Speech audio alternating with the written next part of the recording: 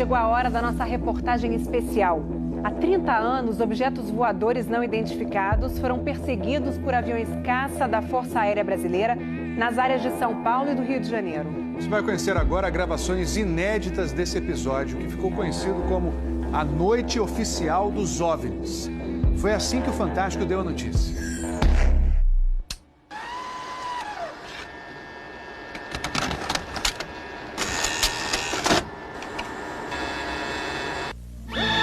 Esta semana, altas autoridades militares do Brasil admitiram publicamente pela primeira vez ter visto objetos voadores não identificados, os OVNIs. O próprio ministro da Aeronáutica, Brigadeiro Moreira Lima, deu a entrevista para informar que pilotos das bases de Santa Cruz, no Rio de Janeiro, e de Anápolis, em Goiás, chegaram até a perseguir e a ser perseguidos pelos objetos voadores não identificados na região de São José dos Campos, sobre o Vale do Paraíba, e trechos do estado do Rio de Janeiro. Eram 21 OVNIs, segundo os militares, que ficaram mais de 3 horas sobrevoando o território brasileiro na noite de segunda e madrugada de terça-feira.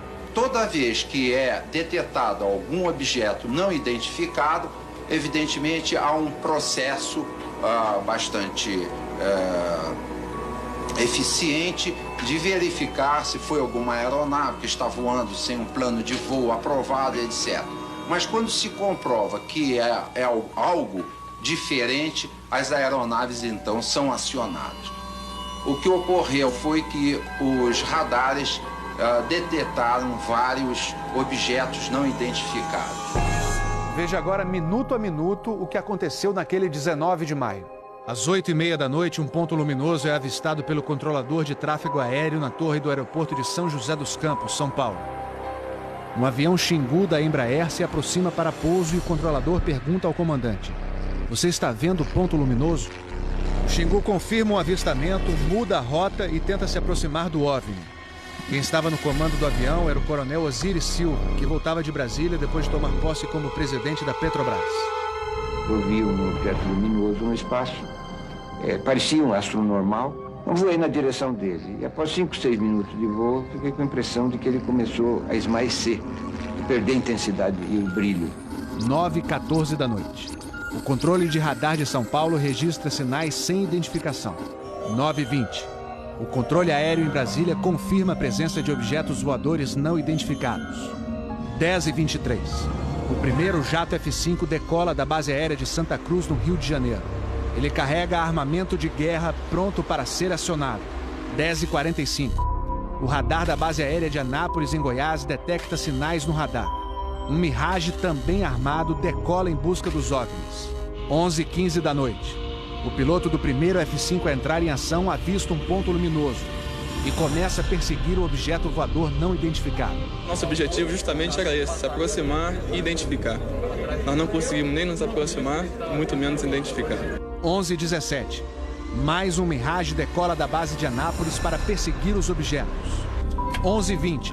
O caça F-5 recebe pela primeira vez um sinal no radar de bordo confirmando a presença do objeto não identificado à sua frente.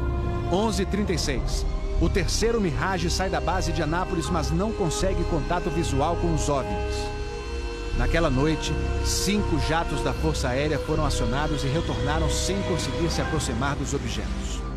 Os radares do Sindacta em Brasília registraram um total de 21 sinais desconhecidos no céu do Brasil. O grande personagem dessa história foi o controlador de voo que estava na torre de São José dos Campos. O sargento Sérgio Mota da Silva, que aparece nessa foto tirada na Torre de São José poucos dias depois do incidente, foi quem deu o primeiro alerta sobre OVNIs. 30 anos depois, Sérgio, que hoje é controlador de voo civil, deu a primeira entrevista para uma TV. Ele preferiu não mostrar o rosto. Tem alguma coisa aqui no setor noreste de São José? Um farolzinho por lá? Eu estou olhando bem, o bicho está parado. Nem sobe, nem desce, nem vai para a esquerda, nem para a direita. Está paradinho lá. Estou olhando, não é estrela não, é um farol. A olho nu parecia um avião. Quando coloquei no binóculo para observar, é que eu vi que ele era extremamente cintilante e multicolorido. Tinha vermelho, azul, branco, lilás, um monte de cores, com uma certa predominância do laranja, mas ele era muito bonito. O controlador pediu ao avião Xingu para tentar avistar o objeto. Eu expliquei a ele onde estava o objeto, pedi a ele que se ele tivesse avistamento, ele me informasse. Você permanece com ele à vista? Assim, vou mostrar a fonte à vista. Esse bem visível, poderia descrevê-lo? É uma estrela grande. Estrela grande e vermelha. Entendido, grande e bem vermelha. Controle de São Paulo será alertado.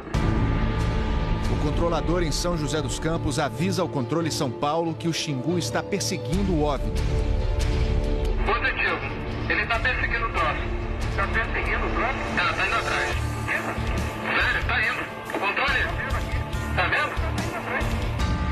Próximo de São Paulo, já da região do radar, esse objeto simplesmente desapareceu do radar. O Xingu também perdeu contato visual com ele. O avião Xingu abandonou a perseguição e pousou em São José dos Campos. Pouco depois, o controlador da Torre de São José alertou o controle São Paulo. Outros OVNIs estavam aparecendo no céu. Estou vendo 3 agora. São 3 luzes. Mas parecem estrelas. Mas o radar não pega estrelas. O que é isso? Você observa alguma mudança de cor, alguma coisa? Hoje inteiro. Aí movimento, né? Tem, rapaz, eu não sei. Pra mim, olha, aqui tá parecendo uma estrela. Mas só que muda de cor bonita, rapaz. Tá vermelho, amarelo, azul, branco. Tá dando um monte de coisa. Pô, tão barato isso aqui. Deve ter uns casos por aqui já pelas contas que eu tô fazendo aqui. Ainda bem que vocês estão vendo também, senão eu ia pensar que eu tô ficando doido. Porra, rapaz, tô arrepiado, meu irmão. Só 2 pontos brancos afastados mais baixos. Estão entrando na minha lenta pista, além da cidade. Tem 2 altos aqui na minha lenta pista e tem mais uns 2 ou 3 embaixo, no outro baixo agora. Continuam se movimentando. Coisa linda, meu irmão. Pô, tá ficando bom esse negócio, viu? Tá ficando bom. O controlador Sérgio Mota da Silva faz uma revelação surpreendente. Ele tentou fazer contato com os OVNIs usando as luzes de balizamento da pista de pouso. Se eu aumentava o brilho do balizamento das luzes do balizamento, aliás, eles se afastavam. E se eu diminuía a intensidade das luzes do balizamento, eles se aproximavam. Pareciam responder de modo inteligente aos sinais que eu fazia com as luzes da pista de pouso e decolagem. O controlador Sérgio fala com o controle aéreo em Brasília. Fala, Brasília. Brasília? Boa noite, bem-vindo ao Festival dos Discos Voadores. É uma loucura isso aqui, cara. Pô, os que eu pude ver mudavam de cor o tempo todo. Vermelho, amarelo, azul, lilás, aquele festival de cores. As ocorrências terminaram já perto do nascer do dia, lá pelas 4 e pouco, 5 horas da manhã. Os últimos objetos foram vistos. Como é que tá a situação aí? Pô, rapaz, isso aqui foi um festival. E agora, como é que tá? Agora não sei o que ver mais não. Não. Você não informa nada. Positivo. Mas você não viu nada, não sabe nada. Positivo. O Fantástico também teve acesso às gravações das conversas entre os pilotos e a defesa aérea. Um desses pilotos era o capitão Armindo de Souza Viriato. Veja agora como foi que ele perseguiu um OVNI com armamento pronto para ser usado. Eu tenho contato. Convite? Foi contato. Prossiga nesse contato, capitão. Capitão passando a rojão. Caçador passando a rojão. No código dos pilotos, isso quer dizer que o caçador, o avião caça, entrou na situação rojão. O míssil está pronto para disparar. Prossiga nesse contato. Bom, tem Judite agora. Judite significa que o alvo está no radar. Ou seja, o piloto pode atirar se for autorizado pela defesa aérea. Mas neste momento, o alvo se afasta em alta velocidade. Está aumentando. Aumentando a distância, confirma. Afirmativo. A distância está aumentando de novo aqui. Aumentando rápido, né? Comportamento muito estranho, ok?